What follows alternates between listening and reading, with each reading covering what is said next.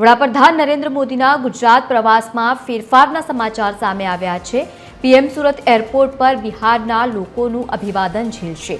સાંજે 4 વાગે 10થી 15,000 લોકો કરશે સ્વાગત। આ વચ્ચે તમને જણાવી દઈએ કે સી આર પાટીલ અને સાથે જ હર્ષ સંઘવીએ કરી હતી રજૂઆત અને રજૂઆતને ધ્યાનમાં રાખીને વડાપ્રધાન નરેન્દ્ર મોદીએ સહમતિ પણ આપી છે। સુરત એરપોર્ટ બહાર વડાપ્રધાનનું કરાશે ભવ્ય સ્વાગત।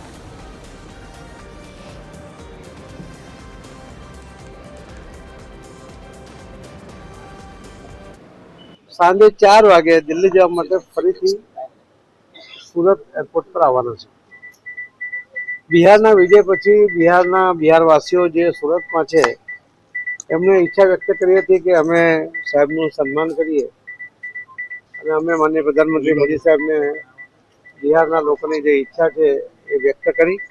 અમે હું અને હર્ષભાઈ અમે સાથે અમને કહ્યું અને અમને સંમતિ આપી છે કે એ એરપોર્ટની બહાર આવશે, અહીંયા અમને સંબોધન કરશે, એમનું જે સન્માન કરવા માંગે તે સન્માન સ્વીકારશે। સ્ટેજ પર કોઈ નહીં આવે, પણ સન્માન અભિવાદન સ્વીકારશે।